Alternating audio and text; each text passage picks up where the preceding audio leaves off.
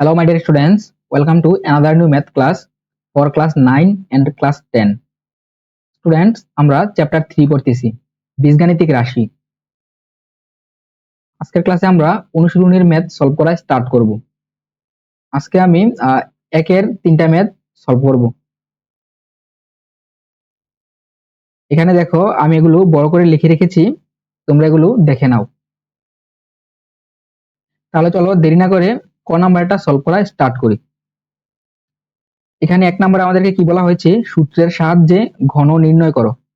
তো আমরা যেভাবে সূত্রের সাহায্যে বর্গ নির্ণয় করেছি, আমরা ঠিক সেম ভাবে সূত্রের সাহায্যে ঘন নির্ণয় করব। তাহলে এখানে ক নাম্বারটা দেখো 2x² + 3y²। তাহলে এটাকে আমরা ঘন কিভাবে নির্ণয় করব? জাস্ট আমরা এখানে কি কি ঘন দেব, তাই না? ঘন মানে কি কিউব হচ্ছে ঘন। আমরা এতক্ষণ পড়লাম না a + b হোল কিউব, তো এই কিউব হচ্ছে ঘন। আর বর্গ কেমন ছিল? বর্গ ছিল স্কয়ার, তাই না? আমরা স্কয়ার বলতাম। তো ঘন হচ্ছে কিউব। তাহলে এখানে আমরা জাস্ট এটার উপর কিউব দিব, দিয়ে আমরা এই টোটালটাকে ধরবো হচ্ছে a, এটাকে ধরবো হচ্ছে b। তাহলে আমাদের কি হবে? a + b whole cube. তারপর আমরা বর্গ যেভাবে নির্ণয় করেছি সূত্র অ্যাপ্লাই করে দিচ্ছি, আমরা এটার মধ্যেও সূত্র ইমপ্লিমেন্ট করব। তাহলে a + b হোল কিউবের দেখো সূত্র রয়েছে দুইটা, আমি এপাশে সূত্রগুলো লিখে রেখেছি। আমরা যে 8টা সূত্র দেখেছিলাম, মানে সূত্রের অনুসিদ্ধান্ত, এই সবগুলো আমি এপাশে লিখে রেখেছি। তো প্রত্যেকটা ম্যাথ সলভ করার ক্ষেত্রে আমি সূত্রগুলো পাশে লিখে রাখবো, যেন তোমাদের বুঝতে ইজি হয়। মানে সূত্রগুলো দেখে দেখে তোমাদের ম্যাথ সলভ করতে এগুলো দেখে দেখে তোমাদের মুখস্থ হয়ে যাবে। ওকে, তাহলে দেখো এই দুটা সূত্রের মধ্যে আমরা এখানে প্রথমটা ইউজ করব। তাহলে চলো আমরা এটা অ্যাপ্লাই করে দিই। তো শুরুতে আমরা সমাধান লিখে এদিকটা লিখেছি যে এত এর ঘন, তারপর আমরা এখানে কি কিউব দিব। তাহলে এখন আমাদের হয়েছে এই 2x² হয়েছে আমাদের a, 3y² এটা হয়েছে আমাদের b। তাহলে a + b হোল কিউব। তাহলে আমাদের কি হবে এখন? a কিউব, তো 2x² এখানে কিউব প্লাস 3a²b, দেখো এখানে 3a²b, তাই না? তাহলে আমরা এখানে 3 দিয়েছি, এ হচ্ছে আমাদের 2x² দিলাম, তারপর উপরে আবার স্কয়ার, যেহেতু স্কয়ার, ইনটু যে ইনটু দিয়েছি এখানে b হচ্ছে 3y²। তাহলে আমরা দিলাম এতটুকু 3y²। তারপর প্লাস 3ab², তাহলে 3 দিয়েছি, a হচ্ছে 2x² আর b হচ্ছে 3y² দিয়েছি, তারপর আবার স্কয়ার। ওকে, তারপর প্লাস বি কিউব, বি হচ্ছে আমাদের 3y², তাহলে আমরা বি লিখলাম, লেখার পর এখানে আমরা কিউব দিয়েছি। ওকে, তারপর জাস্ট এটাকে এখন ক্যালকুলেশন করে দাও। এটাকে করলে কি হবে? 2 কে কিউব করলে কত হয়? 8 হয়। কিভাবে? 2 হচ্ছে 3টা 2 গুণ হবে, 2 এর উপর কিউব থাকা মানে 3টা 2 গুণ, তার কত? এটা 8 হয়। তাহলে 8 লিখেছি। আর x² এর উপর কিউব থাকলে এটা কিন্তু x⁻8 হবে না। কেন? কারণ আমরা জানি পাওয়ার জাস্ট নরমাল গুণ হয়ে যায়, আর বেজের উপর পাওয়ার থাকলে এগুলা বেজটা যতটা যা পাওয়ার দেওয়া আছে কতবার গুণ হয়। তাহলে এখানে এটা জাস্ট নরমাল গুণ, সো 3 আর 2 এ গুণ করলে 6 হয়, তাহলে x⁻6। তাহলে আমরা এদিকটাকে ক্যালকুলেশন করলে 8x⁻6 পাবো। ওকে, তারপর দেখো এখন এদিকটাকে করব। করার ক্ষেত্রে আমরা 3 যেমন আছে তেমন রেখেছি, এটাকেও যেমন আছে আমরা তেমন রেখে দিয়েছি। এদিকটাকে করলে আমরা কি পাবো? 2 এর উপর স্কয়ার হচ্ছে 4, আর x² এর উপর স্কয়ার, দ্যাট মিন্স x⁻4। এখানে স্কয়ার থাকা মানে কি দুটার উপর রয়েছে, তাই না? সেজন্য 4x⁻4 হয়েছে। তাহলে এখানে এতটুকু গেল। তারপর এখন আমরা এটা নিয়ে কাজ করব। প্রথম দুটো যেমন আছে আমরা তেমন রেখে দিয়েছি।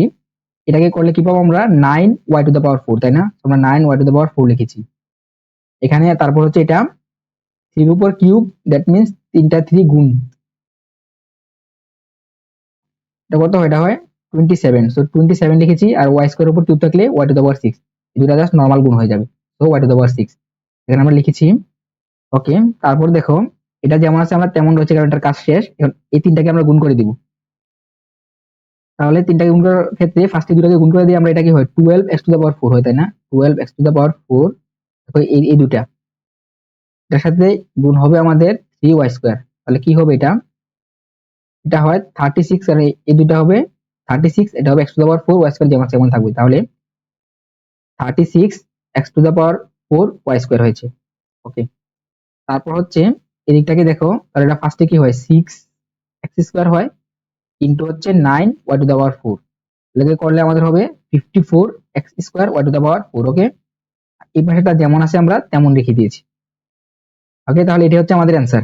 এটাকে কিন্তু আর মানে ছোট করা যাবে না বা ভাঙা যাবে না, কিছু করা যাবে না। তাহলে এটা হচ্ছে আমাদের অ্যান্সার।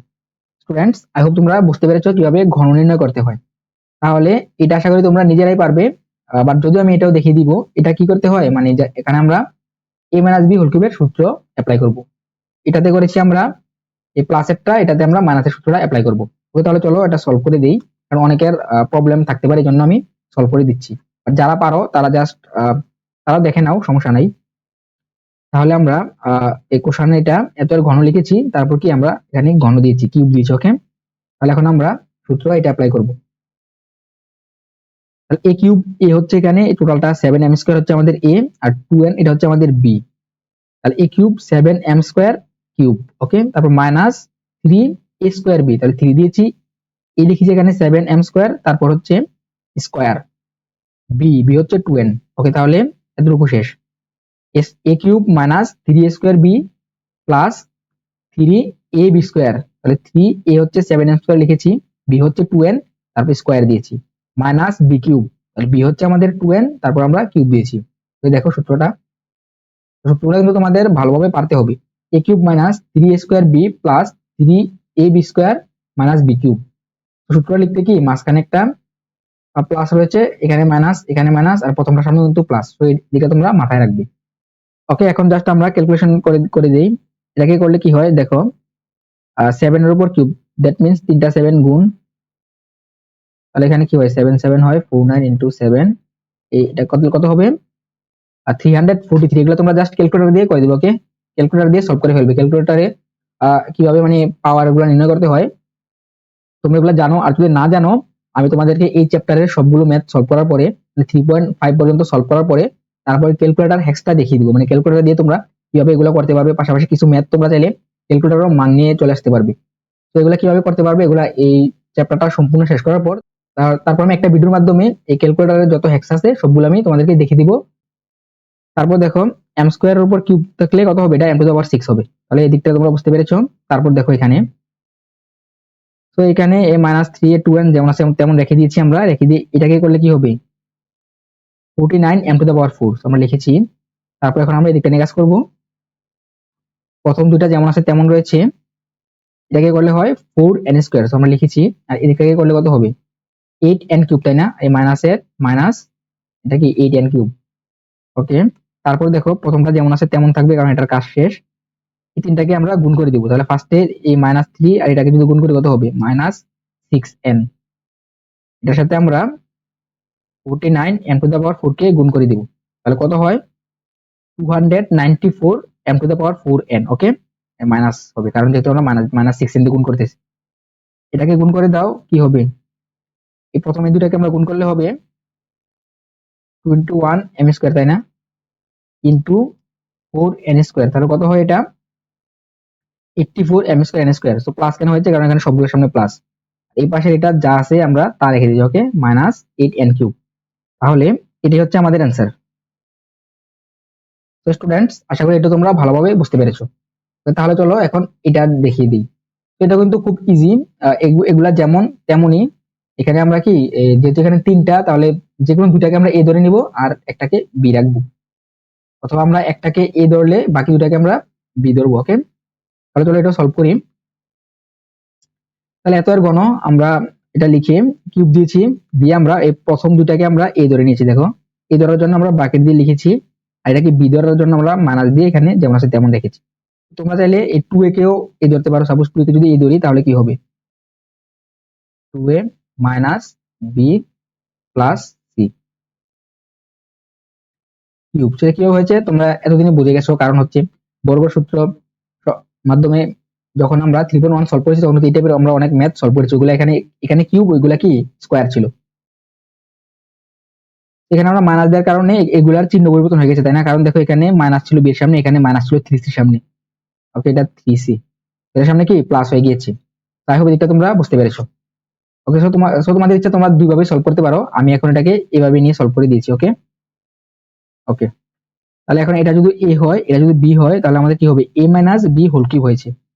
তাহলে এখন আমরা a মাইনাস বি হোল কিউবের সূত্র এটা অ্যাপ্লাই করে দিব।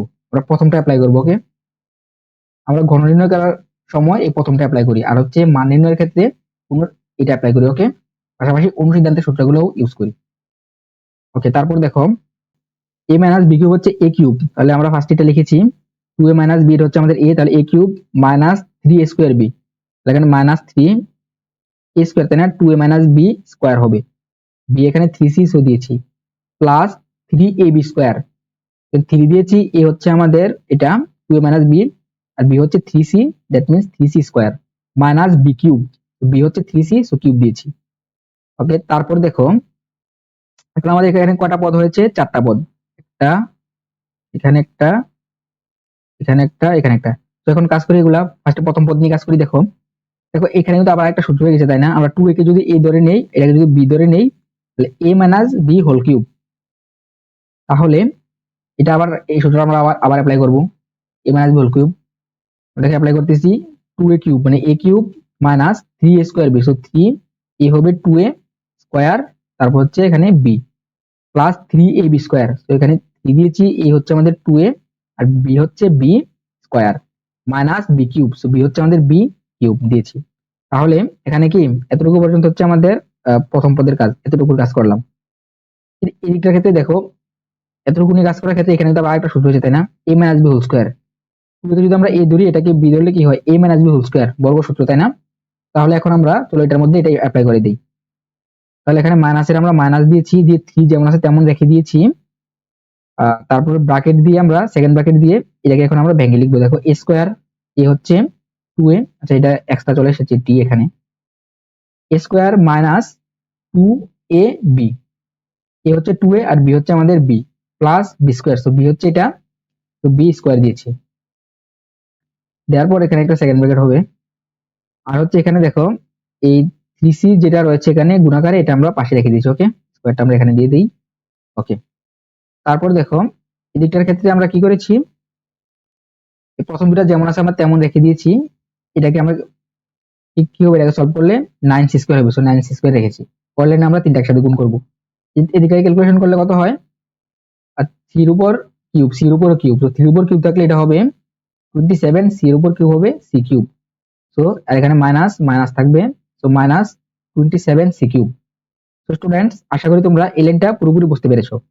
তারপরের লাইনে দেখো এদিকটাকে ক্যালকুলেশন করলে আমাদের কি হয়, 8a কিউব, তাই না, 2 এর উপর কিউব আছে, তো 8a কিউব, এটাকে করলে হবে 3 ফার্স্টে যেমন আছে তেমন আমরা রাখলাম, রাখার পর দেখো 3 ইনটু কত হবে 4 স্কয়ার, এই যে এদিকটাকে করলে 4 স্কয়ার হয়, ইনটু হচ্ছে b, তাহলে টোটালটাকে করলে আমাদের কত হয় 12 স্কয়ার b, তাই না, আর এখন 3 সামনে যেহেতু মাইনাস, তাহলে মাইনাস 12 স্কয়ার b, তো আমরা মাইনাস 12 স্কয়ার b এখানে লিখেছি। লেখার পর এখানে দেখো এটা কি, এটা বি স্কয়ার হয়ে যায়, তাই না, তাহলে বি স্কয়ার, তারপর 2a আর 3 তিনটাকে গুণ করলে 6ab স্কয়ার হবে, আমরা লিখেছি এটা b এর উপর কিউব, সো b কিউব হবে, আর এখানে মাইনাস যেহেতু সো মাইনাস b কিউব।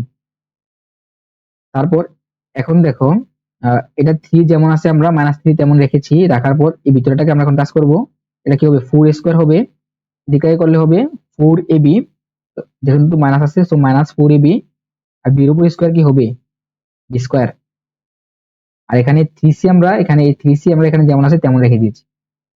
তারপর এখন আমরা এদিকে ক্যালকুলেশন করব। ওকে,